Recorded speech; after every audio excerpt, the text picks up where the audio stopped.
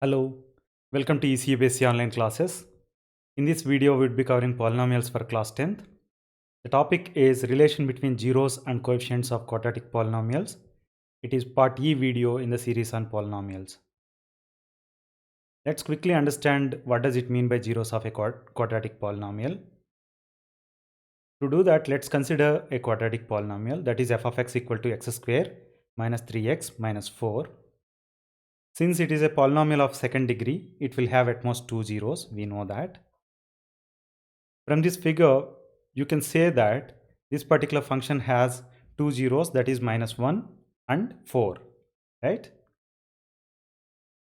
To obtain the zeros in an algebraic manner, we have to factorize f of x. We chose the method called split the midterm method. In that method, the midterm of the polynomial, that is minus 3x, can be written as minus 4x plus 1x, and product of the other two terms, that is minus 4 times x square, can be written as minus 4x times 1x, right? Since these two equations are holding good, we can expand f of x as x square minus 4x plus 1x minus 4. If I take x as a common factor from first two terms and plus 1 as a common factor from last two terms, I can write f of x as x times x minus 4 plus 1 times x minus 4. From this equation, as you see, we can take x minus 4 as a common factor out. Then you get an equation like this, that is x minus 4 times x plus 1. So we can write now f of x as x minus 4 times x plus 1. Let us say that beta is a zero of this particular function f of x. It means that f of beta equal to beta minus 4 times beta plus 1 equal to 0. This particular function or equation is valid when beta minus 4 is equal to 0, that means beta equal to 4, and or beta plus 1 equal to 0, that means beta is minus 1, right? Now, from the algebraic way also, we have gotten minus 1 and 4 as zeros of this particular function, f of x equal to x square minus 3x minus 4, right?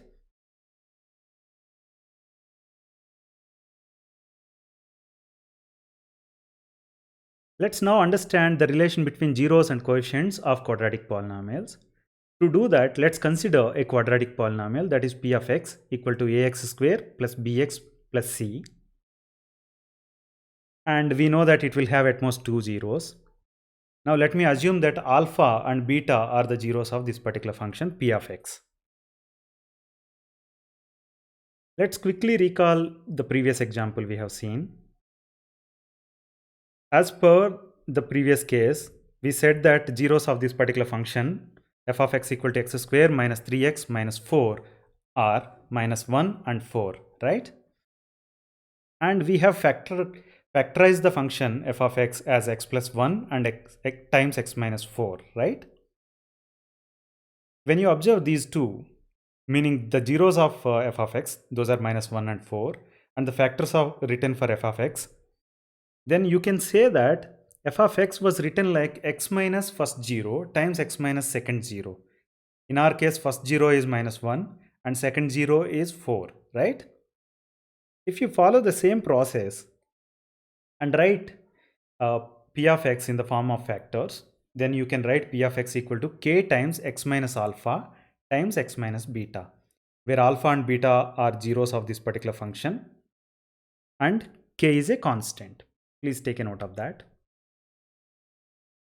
Now, let's expand this particular equation. To do that, let me first multiply x minus alpha with x minus beta, right?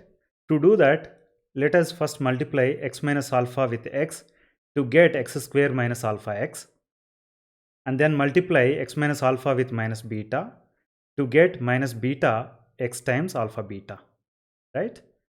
Let's substitute this back into the previous equation, right? Please take a note of this. This particular equation, p of x equal to k times x square minus alpha x minus beta x plus alpha beta, can be further rearranged. to write it as p of x equal to kx square minus k times alpha plus beta times x plus k alpha beta, right? But in the beginning of this problem, we said that p of x is ax square plus bx plus c, whereas now we have written p of x equal to kx square minus k times alpha plus beta times x plus k alpha beta, right? It means that these two equations are equal. So let's compare now these two equations,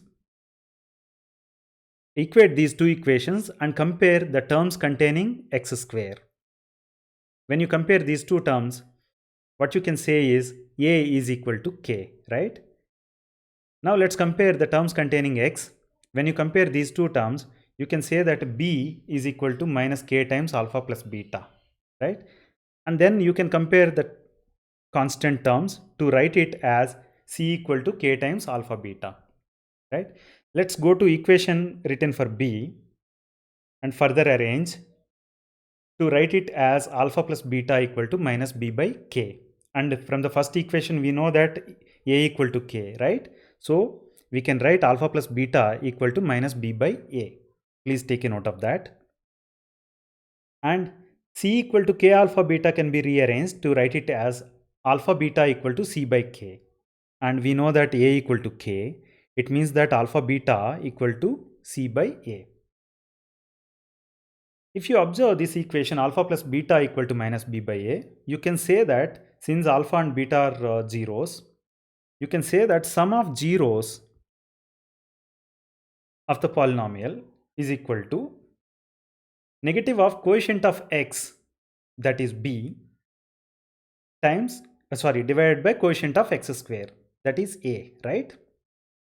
Similarly, alpha beta equal to c by a, when you look at that equation, you can say that product of zeros equal to constant divided by quotient of x square, right? Please take a note of these two relations here. And now let's verify the relations. To do that, let's consider a quadratic polynomial, that is f of x equal to minus x square minus 2x plus 3. We know that sum of zeros can be written as negative of quotient of x divided by quotient of x square. This is what we have gotten just now. As per this relation, sum of zeros can be written as minus of minus 2 divided by minus 1. That is equal to minus 2, right? Please take a note of that. And we have written product of zeros equal to constant divided by quotient of x square. It means that product of zeros equal to 3 divided by minus 1, that is equal to minus 3. These two values we have obtained using the relations we have just now derived, right? Now, when you plot the function f of x equal to minus x square minus 2x plus 3, you get a figure like this. And from this figure, you can say that zeros of this particular function are minus 3 and 1, right? Let's now compute what is the sum of these two zeros. Sum of these two zeros is minus 3 plus 1, that is equal to minus 2, which is exactly equal to sum of zeros we have obtained using the relation we derived just now, right? Similarly, product of zeros can be written as minus 3 times 1, that is equal to minus 3. This is also equal to the product of zeros we have obtained using the relation constant divided by quotient of x square, right? Since these two are matching, you can say that whatever relations we have just now derived are valid, are verified, right? Let's summarize what we have learned just now. A quadratic polynomial f of x equal to ax square plus bx plus c will have at most two zeros. And sum of those zeros is equal to negative of quotient of x divided by quotient of x square. That is going to be minus b by a for f of x equal to ax square plus bx plus c. And product of zeros of quadratic polynomial can be written as constant divided by quotient of x square.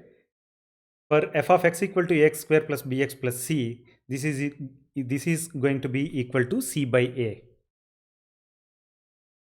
I hope you like the video. Please subscribe to our channel eCBSE Online Classes on YouTube and follow us on Facebook. Thank you.